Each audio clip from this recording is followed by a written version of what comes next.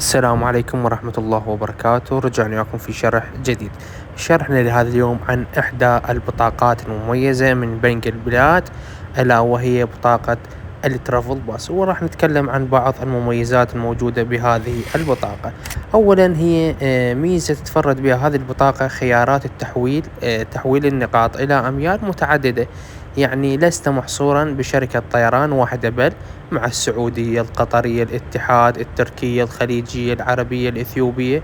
وأيضا من مميزاتها نقاط ترحيبية تصل إلى 300 ألف نقطة، وأعلى قيمة استبدال مع تطبيقات السفر مثل المسافر، المطار، فلاي إن، وتصل في الإنفينيت الداخلي إلى 2.31، والدولي 2.97%. خدمة استقبال وترحيب وتوصيل الفندق في مطار دبي. هذه بعض المميزات الرهيبة الموجودة في بطاقة الترافل باس من بنك البلاد. لهنا وصلنا إلى نهاية الفيديو، أتمنى كان الفيديو مفيد. نلقاكم فيديو جديد.